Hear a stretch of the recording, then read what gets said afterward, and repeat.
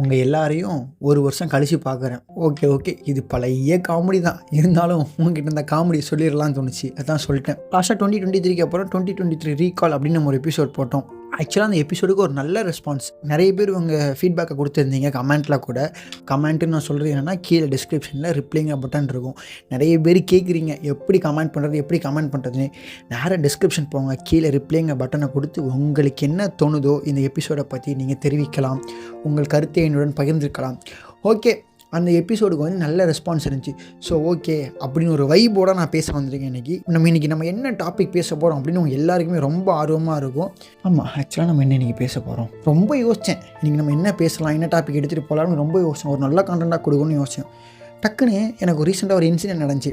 Okay, அந்த இன்சிடெண்ட்டையே நம்ம share பண்ணிடலாமே அப்படிங்கிற மாதிரி தான் இருந்துச்சு.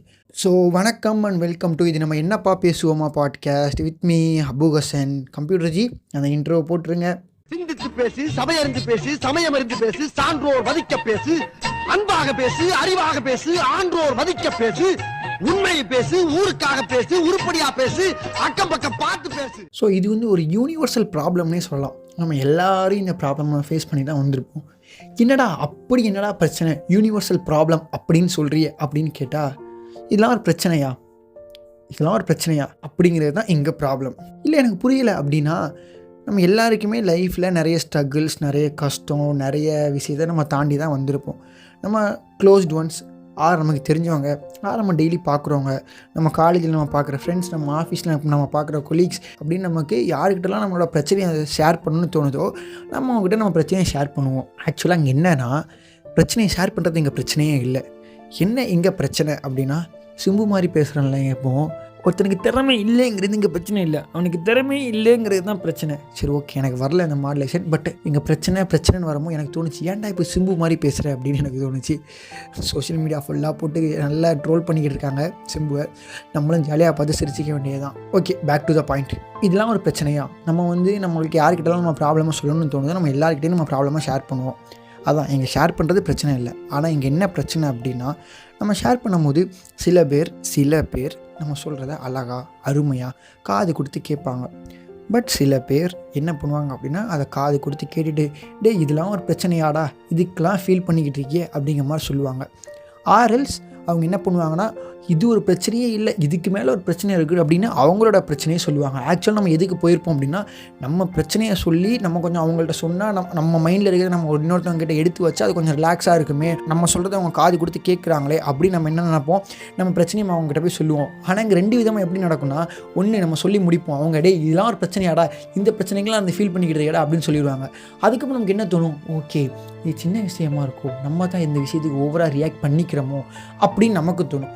இன்னொரு சில பேர் என்ன பண்ணுவாங்க அப்படின்னா, இந்த கேட்டகரி தான் நான் முன்னாடி இருந்தேன். எப்படி இருப்பேன் அப்படின்னா ஒருத்தவங்க என்கிட்ட ஒரு ப்ராப்ளம் சொல்கிறாங்க அப்படின்னா, நான் ப்ராப்ளமை ஃபுல்லாக நான் காது கொடுத்து கேட்டுட்டு, இதெல்லாம் ஒரு பிரச்சனையே இல்லை, இதுக்கும் மேலே ஒரு பிரச்சனை இருக்குது அப்படிங்கிற ஒரு டோனில், அப்படிங்கிற ஒரு மாடுலேஷனில் இன்னொரு கதையை என் ஃப்ரெண்ட்ஸ் சர்க்கிள் நடந்ததோ இல்லை என் ஃப்ரெண்ட்ஸ் சர்க்கிள்ஸ்லாம் நடந்ததையோ எடுத்து நாங்கள் வைப்பேன். அதாவது சும்மா எக்ஸாம்பிளுக்கு சொல்ல போனால், என் ஃப்ரெண்டு ஒருத்தன் பைக் வீல் போயிடுச்சு அப்படின்னு சொல்கிறான்னா, கோபி சுதாகர் சொல்கிற மாதிரி தான், உனக்கு பைக் வீல் திரடா போச்சு, அன்னைக்கு என் ஃப்ரெண்டுக்கு கார் வீல் போச்சு தெரியுமா. அதாவது கோபி சுதாகர் சொல்கிற மாதிரி எப்படின்னா இது என்னடா கருப்பு, எங்கள் ஊரில் இருக்க போகிற ஒரு யானை கருப்பு, பிஎம்டபிள்யூங்கிற பைக் இருக்குது, எங்கள் ஊரில் ஒரு எம்எம்டபிள்யூன்னு ஒரு பைக் இருக்குதுன்னு சொல்லுவாங்கல்ல, அதே மாதிரி தான் நான் பேசிக்கிட்டு இருப்பேன். ஏன் அப்படி பேசுவேன் அப்படின்னா, இப்போ ஒருத்தவங்க என்கிட்ட சொல்கிறாங்க, மச்சான் என்னோடய பைக்கில் வீல் போயிடுச்சு, என்னோடய பைக்கில் டியூப் போயிடுச்சு, என் பைக்கில் பிரேக் பிடிக்க மாட்டேக்கு அப்படின்னா, நான் இந்த பக்கம் என் ஃப்ரெண்டுக்கு நடந்த ஏதாவது ஒரு விஷயத்தை இல்லை என் ஃப்ரெண்டுக்கு நடந்த ஏதாவது இன்சிடெண்ட்டை நான் இவங்ககிட்ட சொல்லுவேன். உனக்கு பைக் வீல் தாண்டா போச்சு, அவங்களுக்கு காரே போச்சு, அவங்களுக்கு இவ்வளோ செலவாச்சுன்னு சொல்லுவேன். ஸோ அவங்க அதை எப்படி எடுத்துப்பாங்க அப்படின்னா, நம்மளை விட இன்னொருத்தவங்களுக்கு நிறைய பிரச்சனை இருக்குது அப்படிங்கிற மாதிரி எடுத்துப்பாங்க. ஓகே, இது ஒரு வகையில் பார்க்கவும் நல்லது கெட்டது அதெல்லாம் தாண்டி நான் இங்கே என்ன சொல்ல வரேன்னா, நம்மக்கிட்ட ஒருத்தவங்க ஒரு ப்ராப்ளம் சொல்கிறாங்க. இப்போ நீங்களே ஒருத்தவங்க கிட்ட போய் சொல்கிறீங்க அப்படின்னா, இங்கே நம்ம 90% நம்ம எல்லோரும் என்ன எக்ஸ்பெக்ட் பண்ணுவோம், நீ எனக்கு பதிலெலாம் சொல்ல வேணாம், நான் சொல்கிறத காது கொடுத்து கேளு, எனக்கு அதுவே போதும் அப்படின்னு தாங்க பாதி பேர் நினைப்பாங்க. நான் கூட என் பிரச்சனை யார்கிட்டே போய் சொல்கிறேன் அப்படின்னா, அவங்ககிட்ட நான் எதுவும் எக்ஸ்பெக்ட் பண்ண மாட்டேன். மூச்சே விடாமல் ஒரு 30 மினிட்ஸ் 35 மினிட்ஸ் என்னோடய ப்ராப்ளம் எக்ஸ்பிளைன் பண்ணுவேன். எக்ஸ்பிளைன் பண்ணால் அவங்க காது கொடுத்து கேட்டுட்டு சிம்பிளாக சரி ஓகே பார்த்துக்கலாம் அப்படின்னு சொன்னாலும் எனக்கு ரொம்ப மைண்டுக்கு ரிலாக்ஸாக இருக்கும். ஆனால் இங்கே எல்லோரும் என்ன பண்ணுவாங்க அப்படின்னா, அந்த பிரச்சனைக்கு ஒரு சொல்யூஷன் சொல்கிறேன்ட்டு நம்மளே கன்ஃபியூஸ் பண்ணிட்டு போயிடுவாங்க. நம்ம அதுக்கும் மேலே ஓவர் திங்க் பண்ணி பண்ணி பண்ணி நம்ம என்ன ஆக ஆரம்பிச்சிடுவோம், அந்த பிரச்சனை நம்மளுக்கு காலில் இருந்து இந்த பிரச்சனை தலைக்கு வர நமக்கு ஏறிடும். அதுக்கப்புறம் இந்த பிரச்சனை கூடயே நம்ம வாழ ஆரம்பிச்சிடுவோம். அது ஒரு வேறு கேட்டகரின்னு வச்சுக்கோங்களேன். பட் இங்கே நான் மென்ஷன் பண்ண வருது என்னென்னா, நீங்களோ உங்களை தேடி யாரோ உங்கள்கிட்ட ஒரு பிரச்சனையை ஒரு ப்ராப்ளமை சொல்ல வந்தாங்க அப்படின்னா அதுக்கு நம்ம அவங்களுக்கு ஒரு சொல்யூஷன் கொடுக்கணும். ஆர்எல்ஸ் சொல்யூஷன் கேட்டு வந்தாங்கன்னா அவங்களே கேட்பாங்க, ப்ரோ இப்படி நான் அவங்ககிட்ட ஒரு விஷயம் சொல்கிறேன், அதுக்கு நீங்கள் சொல்யூஷன் கொடு ப்ரோ அப்படின்னு சொல்யூஷன் கேட்டே சில பேர் வருவாங்க. சில பேர் சொல்யூஷன் கேட்டு வரமாட்டாங்க.